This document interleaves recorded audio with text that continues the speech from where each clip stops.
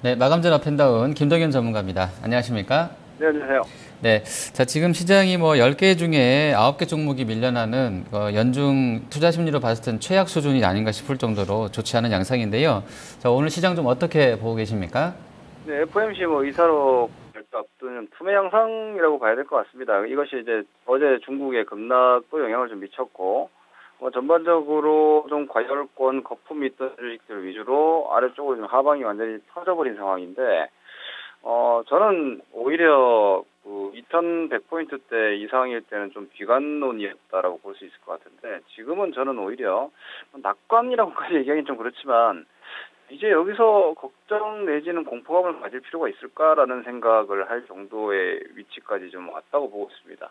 충분한 하락 시세, 9월 FOMC 앞두고, FOMC 의사록 자체가 9월 달에 금리 인상을 하는 거 아니냐라는 걱정인데, 이미 할 가능성이 충분히 높아진 상황이고, 오히려 못하는 게 더 걱정이지 않나 싶습니다.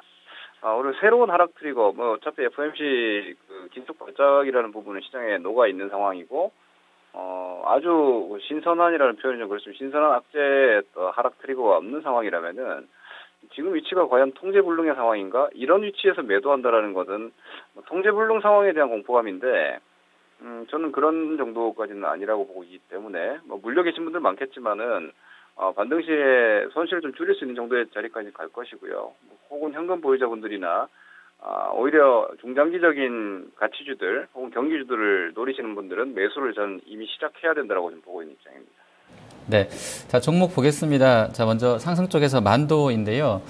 실적 내고 나서 이제 IR에서 배당을 한 4,800원, 그러니까 현대그냥 주가로 봤을 때는 한 4%대까지 배당을 주겠다고 했고, 실적도 잘 나왔던 것 같습니다. 그리고 주가가 이미 이 종목은 또 20만 원에서 반토막 나 있던 상황이기 때문에 좀 저렴해 보이지 않았나 싶은데요. 오늘 시장 대비로 혼자서 아주 강한 흐름 보여주고 있습니다.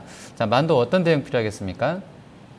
지금 현재는 오히려 단기 매도 관점 접근을 한번 하셨다가 다시 보시는 게 나을 것 같고요.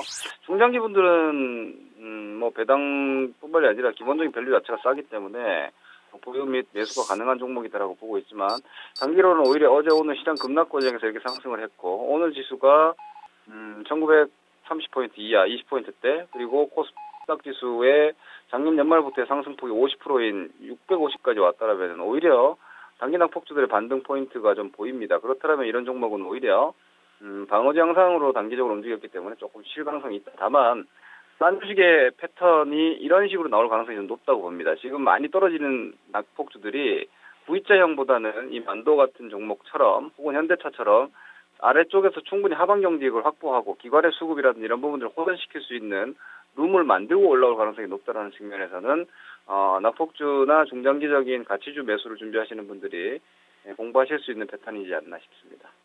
네, 자, BGF 리테일 보겠습니다. 3거래일 동안 20% 급락한 이후에 오늘 외국계 창구로 매수 들어오면서 반등 시도가 나오고 있습니다. 하지만 장 초반 대비로는 좀 밀려나 있는 상황인데 18만 한 4천 원권 나와 있는데요. 어떤 대응 필요하겠습니까? 네, 오히려 그 1인 가구 쪽 모멘텀이라든지 이런 부분들을 과도하게 좀 반영한 측면이 있었던 종목인데, 하나의 어떤 성장주로서의 역할을 했던 거죠. 거래량이 어디서 터졌는지를 보시면은 22만 5천 원, 23만 원 찍고 빠지면서 거래량이 터졌습니다. 그러면 상식적으로 이 종목은 고점을 터치했다라고 볼 수 있는 관점이기 때문에 기술 반등 양상입니다. 기술 반등 패턴 종목은 매수할 필요가 없고 오히려 고가 매수하신 분들 손절 포인트로 잡는 종목이기 때문에 이러한 종목군들은 오히려 현재 시점에서도 좀 매도 관점 접근이 계속해서 유지돼야 된다고 보고 있습니다. 네, 자, 그리고 코오롱 생명과학은 오늘 상당히 드라마틱했습니다. 아침에 사실 금액이 크진 않습니다만 한 100억 정도를 수출입은행에서 추가 지원할 것이라는 얘기 나오게 되면서 9% 올랐다가요. 장중에 9% 급락이 나왔으니까 18% 정도를 왔다 갔다 했고요. 현재는 살짝 마이너스권 들어가 있는데, 자, 코오롱 생명과학은 좀 어떻게 봐야 되겠습니까?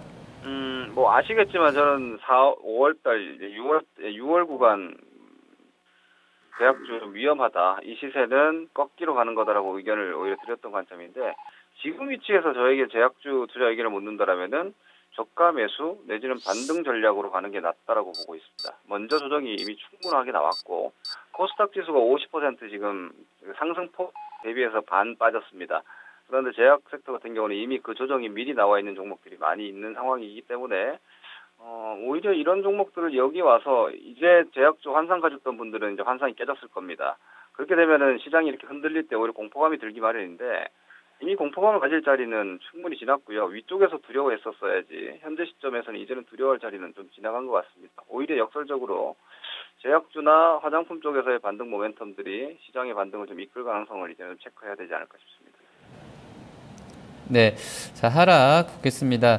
먼저 바이로메드인데요. 자, 이 종목이 뭐 끝내 버티다가 뭐 오늘 좀 낙폭이 컸습니다. 한 14%까지 밀렸다가 현재 낙폭은 좀 줄여놓은 상태인데요. 자 어떻게 좀 봐야 되겠습니까? 사실 뭐 바이오 제약주나 뭐 화장품 혹은 중국 내수주나 사실 다 케이스 바이 케이스입니다. 그런데 전체 구조로 봤을 때는 바이로메드 같은 경우는 버티다가 뒤늦게 지수 때문에 빠진 양상이 있기 때문에 복원력은 다른 종목보다 좀 좋겠지만 중요한 건 위쪽에서 횡보한 주식의 미션은 상승입니다. 버티는 게 아니라 상승이기 때문에 현재 바이로메드는 좀 실패한 패턴이 이미 됐죠. 지난번에 말씀드렸다시피 18만 원대 이탈이 된다라면은 버티는 자리가 무너진다 이 의견 드렸었는데 이미 그 자리에서 무너진 이후에 지금 이 종목 또한 이제 기술 반등 양상 내지는 기간 조정 패턴으로 들어갔기 때문에 많은 분들이 지금 원래 직전 편향이라는 게 있죠. 이전에 좋았던 시세가 다시 날 거라는 기대감인데 지금 시장은 그걸 가지시면 큰일 납니다. 오히려 금리 구조로 인해 스타일이 바뀔 수 있기 때문에 이전에 좋았다가 완전히 꺾였다라고 판단되는 종목은 반등 자체를 매도 쪽으로 계속 활용하는 관점에서 접근을 하실 필요가 있다고 봅니다. 네, 자 그럼 다음 카카오 산성 LNS 먼저 보겠습니다. 이 종목은 이제 200일선에서 좀 뭐 흔들림이 있는 상황이고 오늘도 한 6% 밀려 있는데요. 여기서는 좀 이렇게 매수 관점이 낫겠습니까? 네, 이런 종목도 약간 제약처럼 비슷한 패턴이죠. 시가총이 이제 1조까지 떨어졌으면은 이제 뭐 아주 비싼 영역은 아닌 것 같고요. 실질적으로 이익 성장이 나왔기 때문에 그 컴투스가 주가가 많이 빠졌다가도 일정 가격대에서는 다른 종목보다 오히려 내구성이 좋아진 것처럼 삼성 LNS나 제약주 같은 경우는 그 패턴인 것 같습니다. 제가 이전에도 그 컴투스 패턴을 좀 연구를 하실 필요가 있다고 말씀드렸던 게 이제 그런 관점인데 컴투스가 혼자 먼저 빠져가지고 10만 원, 11만 원 와가지고는 다른 종목보다 지금 내구성이 훨씬 강합니다. 그 이유는 성장주로서의 모멘텀은 없지만 밸류에이션 자체가 일단 올라왔기 때문에 주가가 이제 거기에 대한 반응을 보인다. 그렇다면은 고점 대비 50% 빠져있는 성장주들, 하지만 실질적으로 이익 개선이 월등하게 나온 종목군들에 대해서 여기서 공포감보다는 오히려 기술 반등이 어디까지 나올지에 대한 목표 계산을 하시는 게 현명할 거라고 봅니다. 네. 자, 그리고 마지막으로 다음 카카오 보겠습니다. 이 종목도 역시 이제, 코스닥에서는 셀트리온하고 이제 시총 상위주이기 때문에 지수 영향력도 좀 크다고 봐야 되겠는데요. 오늘은 좀 많이 밀려나 있습니다. 어떤 대응 필요하겠습니까? 코스닥이 사실 제일 안타까웠다고 봐야 될까요? 이후에 반등이 나올 때 분명히 셀트리온과 다음 카카오는 역할이 계속 있을 겁니다. 그래서 아마 여러분들이 가지고 계신 개별 종목들은 지수가 올라오더라도 생각보다 반등이 약할지 모르겠습니다. 왜냐면은 셀트리온은 아직까지 미국 승인이라는 건이 남아있고요. 그 잠재적 호재 자체가 다 노출이 되지 않았다는 건 아주 중요합니다.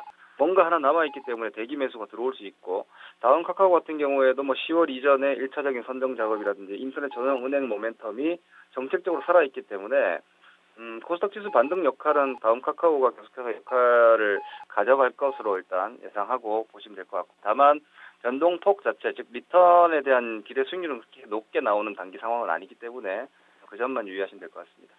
네. 자, 이제 남은 시간 한 40여 분 남았습니다. 자, 어떤 전략으로 대응을 해야 되겠습니까? 네, 앞서 말씀드렸지만 뭐 제가 지난주부터 좀 오히려 이제는 좀 준비해야 되지 않을까. 뭐 크게 걱정 이제 관점 자체는 종목 코스닥 같은 경우 인덱스가 아니기 때문에 종목별로는 주의해야 되겠지만 대형주나 가치주 혹은 좀 괜찮은 내용을 가진 종목들에 대해서는 지켜보자라는 관점을 드렸는데 1930 이하까지 왔고요. 코스피도 1930이요. 코스닥도 650이면 여러분들이 아마 오늘 시세 자체가 지수 같은 걸 분석하기는 좀 어려운 상황이시겠지만 가만히 보시면 작년 12월 이후에 520에서 790, 딱 절반 수치가 650포인트대입니다. 오늘 거기를 찍었죠. 이 이하로 여러분들이 공포감을 가진다는 건 약간 불합리한 판단이 될 수 있습니다. 오히려 물리신 분들도 반등을 노려서 어디서 탈출할 것인지를 작전을 짜시는 자리가 아닌가라고 보기 때문에 지금 위치는 오히려 저는 싸울 자리라고 보고 있고요. 통제 가능 수준의 조정폭을 달성했다라고 보여집니다. 그 이하를 여러분들이 걱정하시는 것은 통제 불능 상황, 즉 아주 불확실한 어떤 우려감 내지는 걱정이라는 공포감 영역이기 때문에 그렇게까지 가지 않는 게 낫다라는 의견이고요. 오히려 이런 구간에서 여러분들이 매매 판단은 포트폴리오 점검입니다. 즉 대부분 물린 분들이 그냥 시간으로 가려고 하는 분들이 많으신데요. 성장주는 시간으로 절대 승부가 나지 않습니다. 그렇기 때문에 여러분들이 물려 계신 종목이든 아니면 살려고 보는 종목이든 간에 다시 뚫고 올라가든지 혹은 가격이 월등하기 때문에 1년이고 2년이고 6개월이고 버텼을 때 이길 수 있다는 자신감이든 뭐든 간에 가져갈 종목과 혹은 이 주식은 어차피 올라오면 팔아야 될 주식이다라는 관점에 탈출할 종목을 선정을 해서 포트폴리오를 오히려 다 같이 떨어진 장에서는 이후에 반등이 나왔을 때의 대응을 좀 계획하시는 게 지금 훨씬 더 중요할 것으로 보이기 때문에 여러분들이 가지고 계신 종목을 가져가도 되는지 끊고 가야 되는지에 대한 반등 시에 대응 전략을 지금은 수립하시는 데 좀 집중하실 필요가 있을 것 같습니다. 네, 알겠습니다. 오늘 말씀 잘 들었습니다. 네, 고맙습니다. 네, 마감전 업앤다운 김동현 전문가였습니다.